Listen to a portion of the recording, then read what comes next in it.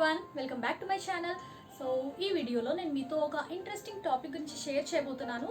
అదేంటంటే మన ఫొటోస్కి బ్యాక్గ్రౌండ్స్ ఎలా చేంజ్ చేసుకోవాలి అంటే ఫోటోషాప్ ఆర్ ఏదైనా యాప్ యూజ్ చేయకుండా చాలా సింపుల్గా మనం బ్యాక్గ్రౌండ్స్ చేంజ్ చేసుకోవచ్చండి. సో అది ఎలాగా అన్నది ఈ వీడియోలో నేను మీతో షేర్ చేయబోతున్నాను. సో ఇది చాలా సింప్లెస్ట్ వే. నాకు ఇది తెలియక ముందు I use to spend a lot of time in front of the system. అంటే ఫోటోషాప్లో అవర్స్ అండ్ అవర్స్ నేను స్పెండ్ చేసి బ్యాక్గ్రౌండ్స్ చేంజ్ చేసుకుంటూ ఉండేదాన్ని. బట్ ఇది తెలిసినప్పటి నుంచి నాకు చాలా ఈజీ అయింది వర్క్. సో అందుకే మీతో కూడా షేర్ చేద్దామని నేను అనుకుంటున్నాను. And before moving to the topic, మీరు నా ఛానల్ని ఇంకా సబ్స్క్రైబ్ చేసుకున్నట్లయితే ప్లీజ్ నా ఛానల్ని సబ్స్క్రైబ్ చేసుకోండి అండ్ పక్కనే ఉన్న బెల్ ఐకాన్ని కూడా క్లిక్ చేయండి. సో ఆ బెల్ ఐకాన్ క్లిక్ చేయడం వల్ల నేను చేసే ప్రతి వీడియో నోటిఫికేషన్ మీకు వస్తుంది. So now let's get started. So ముందుగా మన ఫోన్లో గూగుల్ క్రోమ్ ఓపెన్ చేసుకోవాలి. ఇప్పుడు రిమూవ్ బీజీ అని టైప్ చేయాలి.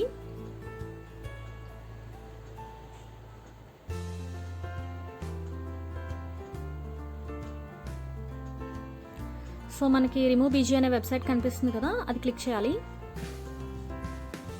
అంతే, మనకి వెబ్సైట్ ఓపెన్ అయింది కదా. ఇక్కడ మనకి అప్లోడ్ ఇమేజ్ అని కనిపిస్తుంది కదా. సో అప్లోడ్ ఇమేజ్ మీద క్లిక్ చేసి మనం ఏ ఫోటోకి అయితే బ్యాక్గ్రౌండ్ చేంజ్ చేయాలనుకుంటున్నామో ఆ ఫోటోని సెలెక్ట్ చేసుకోవాలి.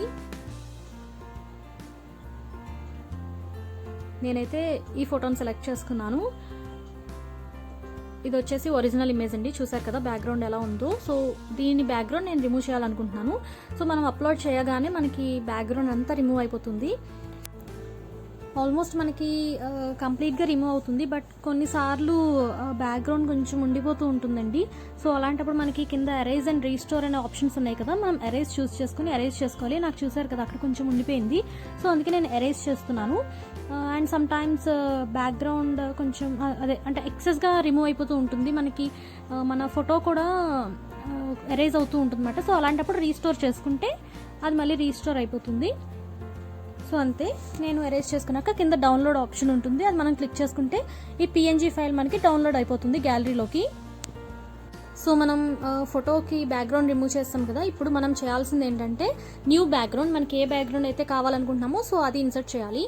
అందుకోసం నేను గూగుల్లో ఫోటోషాప్ బ్యాక్గ్రౌండ్స్ అని సర్చ్ చేస్తున్నాను. అలా సర్చ్ చేసినట్లయితే మనకి మల్టిపుల్ ఫొటోస్ వస్తాయి, చాలా బాగుంటాయి. ఇవన్నీ కూడా మనకి ఫోటోషాప్కి బాగా యూజ్ అవుతాయండి. బ్యాక్గ్రౌండ్స్ అన్నీ కూడా చాలా అట్రాక్టివ్గా ఉంటాయి. సో వీటిలో మనకి ఏదైతే నచ్చిందో అండ్ మన ఫోటోకి ఏదైతే సూటబుల్లో మనం సెలెక్ట్ చేసుకొని డౌన్లోడ్ చేసుకోవాలి. చూస్తున్నారు కదా ఇక్కడ చాలా మంచి మంచి బ్యాక్గ్రౌండ్స్ ఉన్నాయి. సో నాకైతే ఇది బాగా నచ్చింది. సో నేను ఇది డౌన్లోడ్ చేసుకుంటున్నాను. సో మనకి ఇప్పుడు బ్యాక్గ్రౌండ్ అండ్ పిఎన్జీ ఇమేజ్ కూడా రెడీగా ఉన్నాయి కదా. ఇప్పుడు ఈ రెండింటిని కలిపి ఎలా ఎడిట్ చేయాలో అన్నది మీకు చూపిస్తాను. దీనికోసం మనకు ఒక యాప్ డౌన్లోడ్ చేసుకోవాల్సి ఉంటుంది. మనం ప్లే స్టోర్లోకి వెళ్ళి పిక్సెలాబ్ అని సర్చ్ చేయాలి.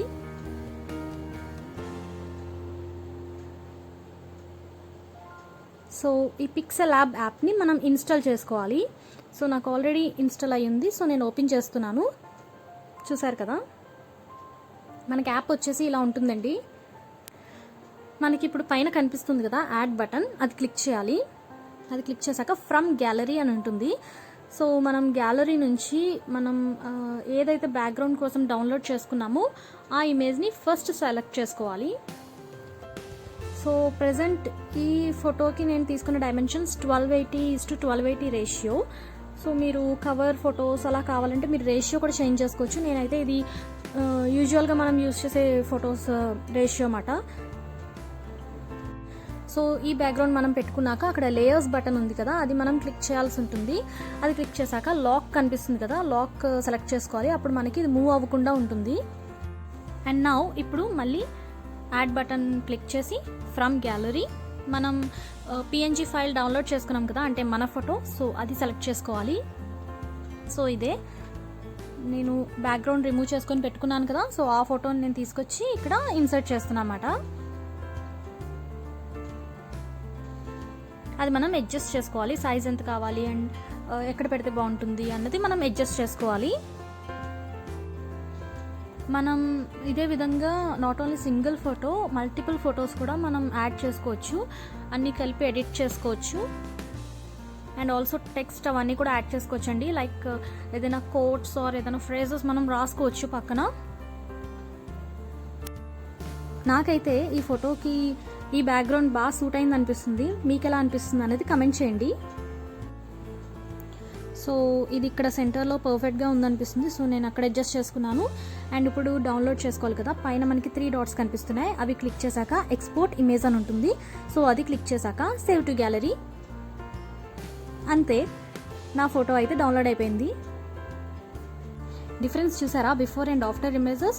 సో ఇది ఎడిటింగ్ ముందు అండ్ ఇది ఎడిటింగ్ తర్వాత. సో బాగుంది కదా. సో ఫ్రెండ్స్ చూసారు కదా, ఇది చాలా simple and easy method. So మీరు కూడా తప్పకుండా ట్రై చేయండి. అండ్ మీకు ఏమైనా డౌట్స్ ఉన్నట్లయితే కమెంట్ చేయండి, I will clarify them. So నా వీడియో మీకు హెల్ప్ అవుతుందని అనుకుంటున్నాను. నా వీడియో కనుక మీకు నచ్చినట్లయితే లైక్ చేయండి, షేర్ చేయండి మీ ఫ్రెండ్స్తో, అండ్ ఆల్సో నా ఛానల్ని సబ్స్క్రైబ్ చేసుకోండి. And thank you for watching. Catch you in the next video. Till then, bye and take care.